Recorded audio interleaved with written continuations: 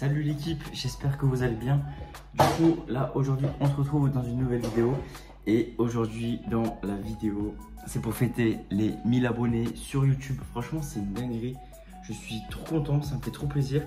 Et merci beaucoup de me soutenir énormément comme ça, d'envoyer plein de commentaires, plein de j'aime, de partager, peut-être sur Instagram, peut-être sur TikTok, de m'envoyer plein de messages. Franchement, ça me soutient énormément et ça me fait super plaisir. Je vais juste vous montrer sur quoi j'ai mis mon téléphone. Parce qu'en fait, j'ai oublié mon trépied dans la voiture et j'ai la flemme de descendre jusqu'à la voiture et revenir. Donc regardez comment j'ai fait. J'ai fait comme ça. Donc en fait, là c'est du sopalin. Là en fait, j'ai mis le sopalin comme ça parce que je dois nettoyer mes écouteurs. Là j'ai mis la casserole. Et là il y a le support sopalin. Et le téléphone il est là. Donc voilà les gars, même quand c'est dur, il faut essayer de trouver des solutions. Donc là, j'ai réussi à trouver des solutions. Et sinon, pour en revenir à la vidéo, je vais vous faire une petite FAQ pour fêter les 1000 abonnés sur YouTube. Là, je pense qu'on est à 1030, un truc comme ça sur YouTube. Franchement, c'est magnifique de grandir petit à petit. Mais doucement, mais sûrement, on va grandir et atteindre la lune. En vrai, je kiffe la lune. Et comme c'est loin la lune et c'est presque inatteignable, ben en fait, tu sais jamais quand tu iras sur la lune, tu iras peut-être jamais. C'est comme le sommet, tu sais jamais si tu vas y aller, peut-être un jour. Donc c'est ça en fait, tu grandis petit à petit, petit à petit. Donc trêve de plaisanterie, trêve de rigolade. Non, franchement, je suis grave content l'équipe. C'est trop bien. Je suis trop fier, je suis trop content. Donc n'hésite pas à te poser avec de l'eau, un café, un thé. C'est tombé. Aïe. Donc comme je disais, n'hésite pas à te poser avec un café, un thé, une glace, un yaourt, un smoothie, ce que tu veux frérot. Et même par exemple ton assiette, tu vois. Comme ça tu peux manger tes petites calories et voilà. N'hésite pas à te poser calmement, tranquillement, sur une chaise, un canapé, debout. Quand tu es sur le chemin pour aller quelque part, n'importe où, pose-toi bien et on va commencer. Donc du coup, si je regarde en bas, en fait, c'est que j'ai noté toutes les questions sur une feuille. Voilà, je suis un petit peu organisé pour une fois.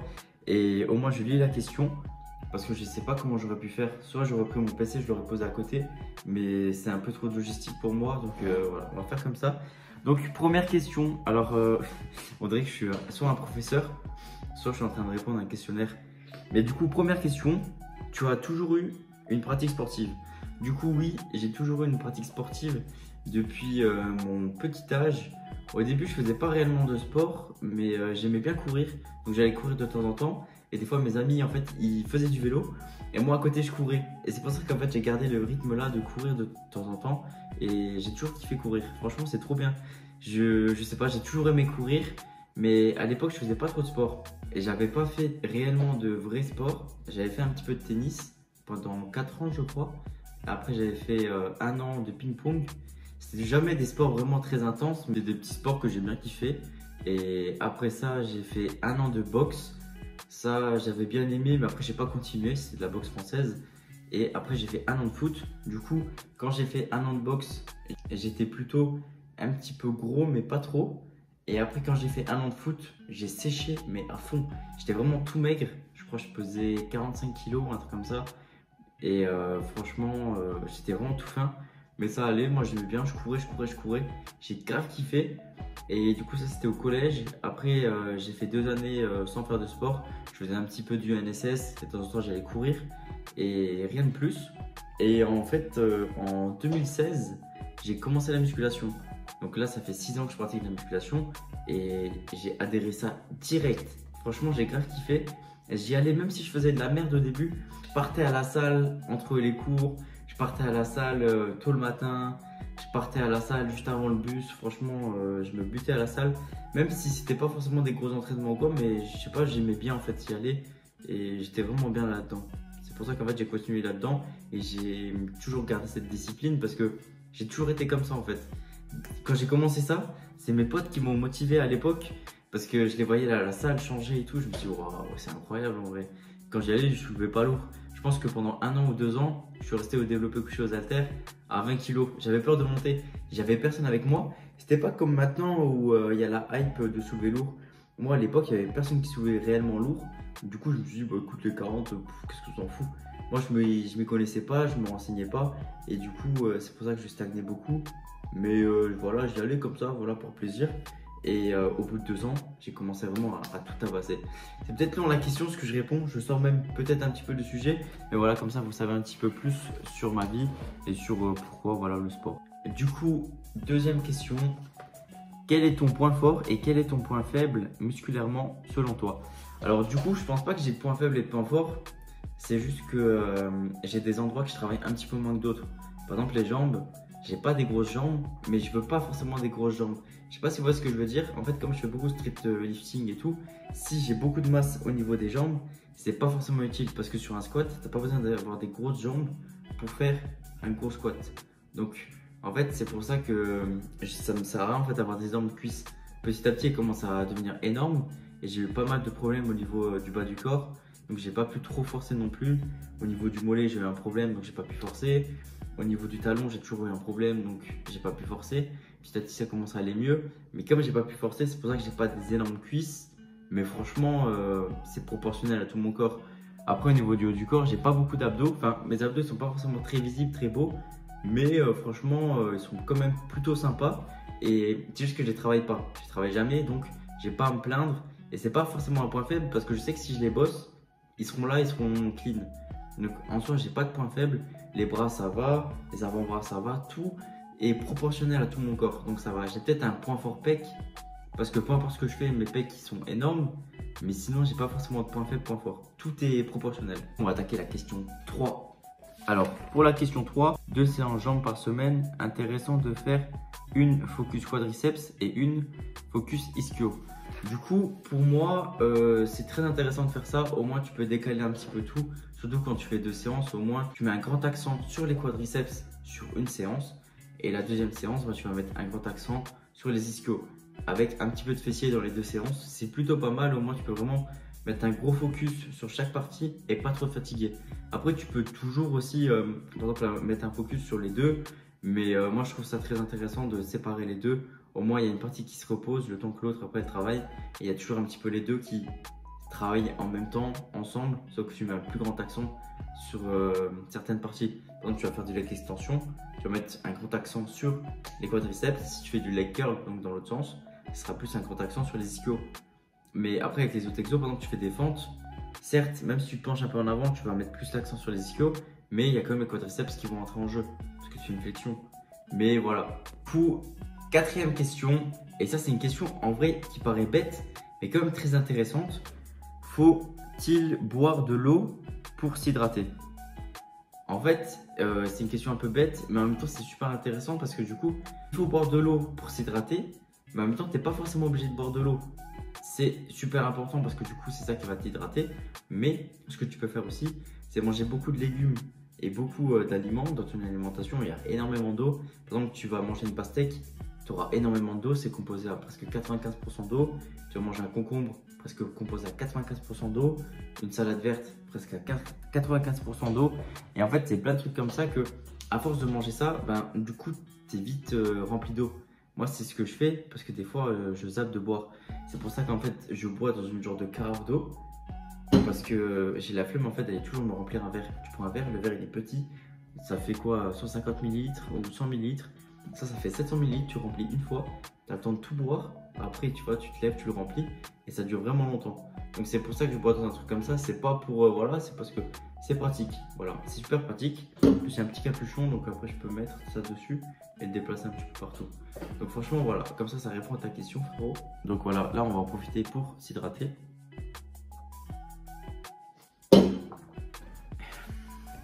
Du coup, là, on va passer à la 5e question.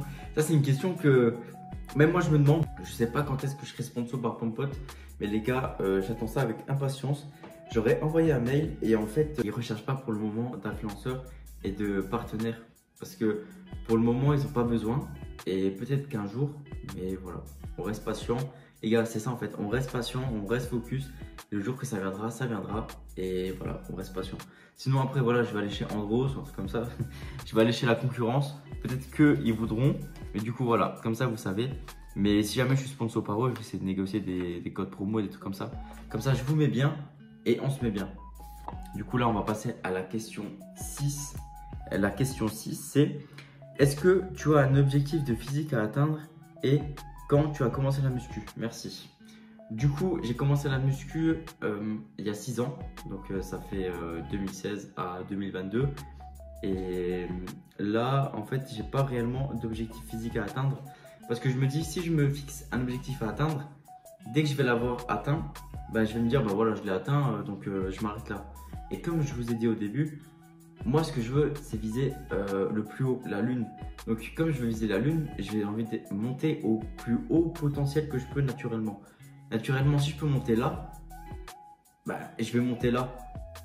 Mais si je peux monter un peu plus haut, allez, on va essayer de grappiller, tu vois. Parce que même quand tu es là, je pense que tu peux essayer de grappiller un petit peu, tu vois, pour monter au moins là, tu vois. Donc, moi, je pense que peut-être que je suis là, tu vois. Un truc comme ça. Je vais essayer de grappiller jusqu'à là. Et ensuite là, tu vois. Même, je suis peut-être même à là, tu vois. Mais je vais essayer de monter, monter, monter. Et petit à petit, en fait. Parce que je pense que se fixer un objectif, c'est bien. Mais il faut se fixer un objectif et toujours se refixer un autre objectif, tu vois. Mais après, je m'intéresse pas trop au niveau du fit game et tout des gens. J'ai pas réellement de physique que j'ai envie d'atteindre. Du coup, question 7. La question 7, c'est qui sont tes idoles en musculation? Ben là, c'est la même chose. J'ai pas d'idole en musculation. J'ai quelques personnes qui me motivent beaucoup. J'ai quelques personnes qui m'ont motivé à l'époque. Et j'ai quelques personnes que j'admire beaucoup. Par exemple, Essan, j'admire énormément ce qu'il fait. Mais c'est pas forcément mon idole. Bazinga, j'aime bien ce qu'il fait, sa mentalité et tout. Mais c'est pas forcément mon idole. C'est plein de personnes comme ça que j'aime bien, en fait, j'admire ce qu'ils font. J'admire leur travail. Mais j'ai pas d'idole. Moi, je suis quelqu'un en fait qui a pas d'idole, mais qui aime tout le monde. Je sais pas comment expliquer, c'est qu'en fait, moi j'aime tout le monde et j'essaie de pas me prendre la tête avec les gens parce que je trouve ça un peu inutile, tu vois, de se prendre la tête. Voilà, on est là pour se soutenir, essayer de s'aider. Donc, j'ai pas d'idole, mais il y a certaines personnes, c'est vrai que j'admire plus que d'autres.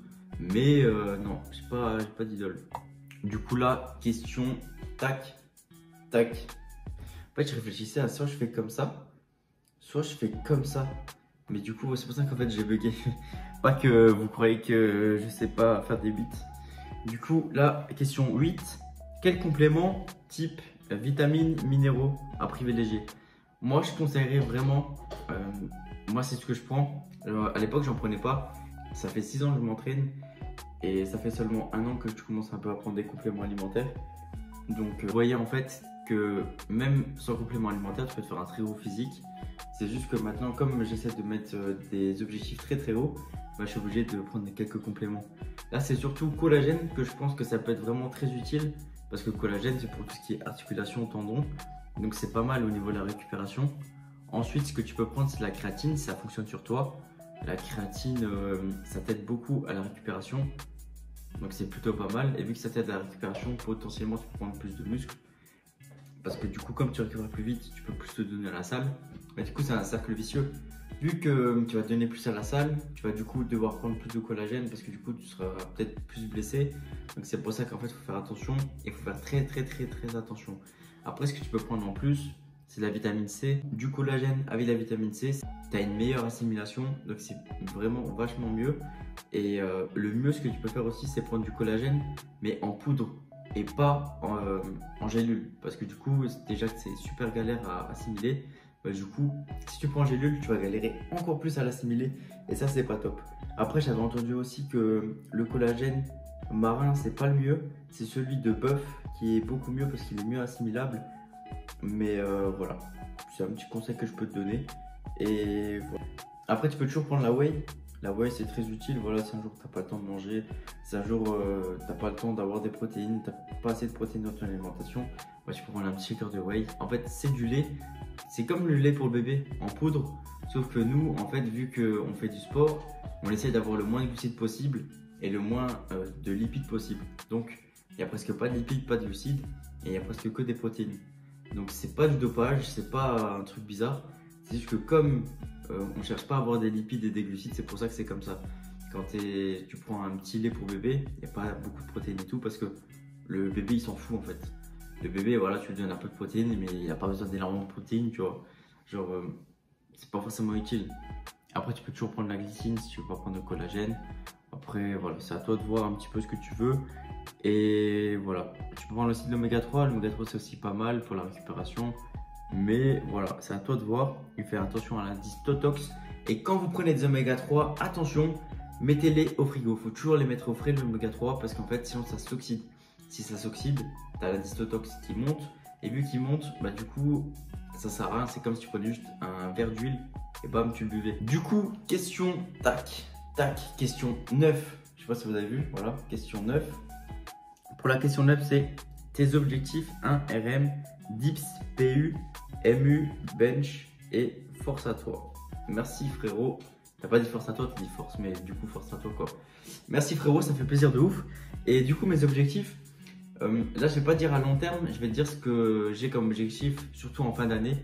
Parce qu'à long terme, je sais pas en fait, je vais viser toujours plus haut, donc j'ai pas forcément d'objectif sur le long terme en fait. On va voir ce que ça donne. Mais là, en fin d'année, j'aimerais bien 200 kg au squat. Je sais que c'est énorme, mais je préfère me mettre la barre très haute que la mettre un peu basse et me dire que voilà, je préfère me mettre un énorme objectif. Comme ça, je vais me dire que c'est presque inatteignable, mais voilà, on va essayer de bosser dur. Je pense que là, 180, je l'ai bientôt. Donc voilà, en vrai de vrai, 200, je pense que ça peut être très bien atteignable. Et pour ce qui est du dips, j'aimerais bien les 100 kg. Franchement, j'aimerais bien les 100 kg, voire 105, 110. Au niveau du bench, peut-être les 120, 130, ça pourrait être pas mal, tu vois. Et au niveau des haltères, je pense les 60, j'aimerais bien avoir les 60 tranquillement. C'est pas forcément utile, mais j'aimerais bien avoir les 60, juste comme ça, voilà, parce que c'est un petit défi personnel. Au niveau des tractions, du coup les PU c'est traction en fait. Ça, au niveau des tractions, j'aimerais bien 70 ou 75. Ça va être compliqué, mais on va essayer de taper dur. Parce que c'est pour ça qu'on travaille, c'est pour essayer d'aller taper ça. Au niveau des MU c'est muscle up, du coup c'est quand tu passes au-dessus de la barre. Et muscle up, j'aimerais bien soit 20 kg, soit 30 kg, un truc comme ça en fait, j'aimerais bien. Là on essaie de bosser dur, pour l'instant je peux pas trop à cause de mon épaule, mais ça commence à aller beaucoup mieux. Même quand je fais ça, tac, vers l'arrière, j'ai pas mal. Donc je suis plutôt content. Donc là on va essayer de reprendre petit à petit, surtout la semaine prochaine. Petit à petit, voilà, tac, tac, tac, par étape. Parce que le repos c'est bien, mais il faut faire attention que quand tu fais trop de repos, bah en fait c'est pas utile. Vu que c'est important de casser un peu plus de fibres, un peu plus faire bouger ton tendon et tout, pour pas l'habituer à rester au repos et toujours qu'il soit mobile. C'est ça qui va faire que tu vas récupérer plus vite. Faire en fait les mouvements qui te font pas mal et de temps en temps un petit peu les mouvements qui font mal, mais très léger, très doucement, juste pour réhabituer ton corps. Et en travaillant tout le temps, c'est ça qui va te faire progresser, c'est ça qui va te faire du coup récupérer. C'est pas le repos. Après, ce qui est bien aussi quand tu fais du repos, c'est pendant que tu as un peu de froid et tout. Et sinon, au niveau des perfs, parce que là je suis encore parti sur un autre sujet. Au niveau des perfs, du coup, c'est deadlift. Là je suis à 160, j'aimerais bien viser les 200 ou 220, des trucs comme ça. De toute façon, on verra bien. J'aime pas trop ce mouvement, mais voilà, je pense que ça va monter petit à petit. Et je pense que là j'ai tout dit. Il y a toutes les perfs. Il n'y a pas d'autres perfs que je pourrais faire. Donc voilà. Peut-être un marathon. Ça, c'est pas sûr. J'aimerais bien, mais ça, c'est pas sûr. On verra bien. Du coup, là, question 10. Encore 3 questions. La vidéo, elle sera peut-être longue. Je sais pas du tout. Je vois pas du tout le temps. Là, à chaque fois, je fais des petites coupures, mais je regarde pas du tout le temps. Donc, je sais pas du tout. Donc, la question 10. Le physique et le mental qui t'inspire le plus dans le fit game français ou non? Du coup, je pense que c'est Bazinga. Parce que je l'ai suivi à mort. Et depuis le début, en fait, il m'inspire beaucoup. De par ce qu'il fait au niveau de ses entraînements et tout, sa discipline, et aussi de par ce qu'il crée au niveau de son contenu, la personne que c'est vachement inspirant parce que du coup, il se donne toujours les moyens de réussir et il essaie de tout faire à chaque fois pour réussir et ça motive de fou, tu vois. Tu te dis qu'au final, même quand tu manies le sport, les réseaux sociaux, YouTube, ta marque de vêtements, donc une entreprise, bah, tu arrives à faire tout ça. Et lui, il a réussi à le faire et franchement, tu te dis que c'est grave motivant. Et que même quand c'est dur, ben, tu peux y arriver, tu vois. Je dis souvent, aujourd'hui c'est dur, demain c'est sûr. Bah, c'est ça en fait, c'est que aujourd'hui ou sur le long terme, ou le court terme, tu vas galérer. Mais après, tu seras super bien, tu vois. Genre peut-être tu vas galérer pendant une semaine, 2 semaines, 1 an, 2 mois, 2 ans. Mais au bout des 2 ans, tu seras tellement bien. Tu seras tellement fier, tu vois. Tu auras charbonné à mort, mais après tu auras tout ce que tu veux, tu vois. Par exemple, tu construis une maison, tu vas galérer quand tu vas construire la maison. Mais quand tu auras ta maison, tu seras super content, tu vois, tu seras super fier. Bah là, c'est la même chose, tu vois. Et c'est pour ça que je suis vachement inspiré par lui, parce que du coup, lui, c'est ça un petit peu, tu vois. C'est qu'il se donne vraiment les moyens de réussir et ça motive de ouf. En ce moment aussi, je suis tombé sur quelqu'un, il n'y a pas longtemps, c'est Paolo. Je sais pas si vous connaissez sur Insta, c'est Paolo. incroyable. Franchement, ce mec, il a une discipline de fou. Franchement, ce qui m'a choqué un jour, parce que je vous le dis, parce que moi, ça m'a choqué, ça m'a vraiment perturbé. Un jour, il devait manger du beurre de cacahuète. Il avait plus de beurre de cacahuète. Du coup, il est parti au magasin chercher 20 grammes de cacahuètes. Juste 20 grammes, donc il avait juste 4-5 cacahuètes, je crois, un truc comme ça. Il allait les acheter et il les a mangés. Ça, c'est incroyable. Et ça m'a choqué. Vraiment, j'étais perturbé dans ma tête. Mais voilà, franchement, super inspirant. Et ça me motive de ouf, tu vois. Quand je le vois faire ça, je me dis, punaise, quelle discipline incroyable. Franchement, c'est grave motivant. Et il motive grave du monde, tu vois. Même sa transformation est incroyable. Donc lui aussi est très inspirant. Et franchement, magnifique. Du coup, pour la dernière question, vraiment, là c'est la dernière. Je pense que la vidéo, elle est assez longue. Je sais pas du tout combien de temps elle va durer, peut-être 12 minutes, 10 minutes, 20 minutes, je sais pas du tout. Mais de toute façon, on verra après, vous verrez directement en bas. Après, je pense que c'est plutôt cool de faire des petits moments comme ça. Donc là, je vais pas perdre de temps. Pourquoi Pom'Pot? Qu'est-ce que ça t'apporte niveau macro durant et pendant la séance? Du coup, en fait, pourquoi Pom'Pot? Je prends Pom'Pot, mais des fois je prends d'autres marques. Je prends pas toujours Pom'Pot. Mais en fait, ce qu'il y a, c'est que du coup, moi, pendant la séance, ce que j'aime bien, c'est du sucre rapide. Du coup, pour avoir du sucre rapide, soit tu prends du miel, soit une petite source de glucides, ou alors tu achètes les petits gels sur MyProtein de glucides. Mais ça coûte un peu plus cher, mais tu les gères encore mieux que la Pom'Pot. Et en fait, ce qu'il y a, c'est que du coup, au lieu de manger un fruit, bah en fait, le fruit, tu vas devoir le digérer, tu vas devoir le mâcher. Donc tu peux pas commencer à travailler une pomme dans la salle, tu vois. Même tu dois la laver, tu peux pas la prendre si tu as les doigts sales, tu vois. Donc c'est pas évident. Donc le mieux, tu prends une Pom'Pot, tac, tu l'ouvres. Du coup, pour la Pom'Pot, en fait, tu viens, tu la prends. Du coup, tu l'ouvres. C'est facile, tu tournes le truc, tu fais ça. Et hop, tu as des glucides. Donc c'est pour ça qu'en fait, c'est beaucoup plus simple de prendre ça. Tu peux plutôt prendre une pomme et devoir la croquer, la mâcher et tout, tu vois. Donc c'est juste pour avoir rapide et t'as pas besoin de digérer. C'est pour ça que je prends des Pom'Pot en fait. C'est parce que c'est simple, efficace et rapide. Et ça te dérange pas sur ta séance, tu vois. Tu prends ça, tac, bam, tu la prends, tu la jettes, tu t'en fous, tu vois. Parce que du coup, la Pom'Pot, elle va pas s'ouvrir. Alors que la pomme, tu la prends, tu la jettes. Elle va s'exploser sur le sol. Elle va prendre le sol, elle va être toute dégueulasse, tu vois. Donc voilà, c'est en fait juste une petite technique. Après, tu peux pas obligé de prendre des Pom'Pot, hein. Tu peux prendre d'autres trucs, hein. Même si tu veux prendre d'autres marques ou alors d'autres sources de glucides. Tu peux prendre ce que tu veux. C'est juste que moi, Pom'Pot, je trouve ça plutôt rapide et plutôt simple, tu vois. Genre, je prends ça, en plus, ça coûte pas forcément très cher, mais ça coûte quand même très cher. J'ai acheté un pack de 96 Pom'Pot à 23 €. Les gars, franchement, c'est trop cher, hein. C'est vraiment trop cher les Pom'Pot. Mais vous inquiétez pas, si un jour j'ai la sponsor, bah écoutez, je vous fais un petit prix sur Pom'Pot, vous inquiétez pas. Bon les gars, voilà, c'est Pom'Pot. Voilà, c'est la fin de cette FAQ. J'espère que ça vous a plu, j'espère que j'ai pu répondre bien à vos questions. Et voilà, si jamais vous avez d'autres questions, n'hésitez pas à venir sur Instagram ou directement dans les commentaires. Moi, ça me ferait super plaisir de vous répondre. Et pour les personnes qui n'ont pas de réponse directement, c'est juste que comme j'ai trop de messages, c'est difficile des fois de répondre à tout le monde. Vraiment, les gars, j'essaie de répondre à tout le monde tout le temps. Mais c'est trop difficile. Vraiment, les gars, vous imaginez pas à quel point c'est difficile de répondre à tout le monde. Parce que là, tu vas répondre à 10 personnes et tu as 20 messages qui vont revenir.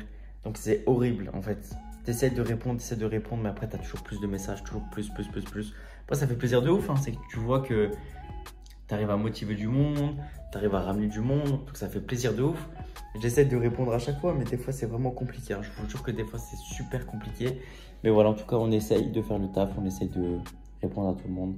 Mais en tout cas, je suis content d'être là, je suis content que vous me suiviez et je suis content que ça vous fasse plaisir. Donc voilà, on va se retrouver dans une nouvelle vidéo mercredi prochain. Et dans cette vidéo, je pense qu'il y aura un petit training, il y aura la reprise des bons trainings. Et voilà, là je vais faire un petit peu doucement. Demain, ça sera repos tranquillement. Parce que là, du coup, on est samedi soir. Je vais faire le montage demain matin et après, il y aura la vidéo qui va sortir directement le soir. Donc voilà, n'hésitez pas à vous abonner, à mettre un commentaire, un like, à partager. Ça me soutiendrait énormément. À venir sur Instagram, sur TikTok. Et puis voilà, force à vous l'équipe. Merci d'être là. Je vous remercierai jamais assez parce que c'est vraiment grâce à vous que je suis là aujourd'hui et que je continue à faire des vidéos comme ça. Franchement, ça fait super plaisir et je ne m'attendais pas en fait à être à 1000 abonnés. En fait, c'est incroyable, hein. Donc voilà, force à vous l'équipe. Merci beaucoup, je vous aime, vous êtes incroyable.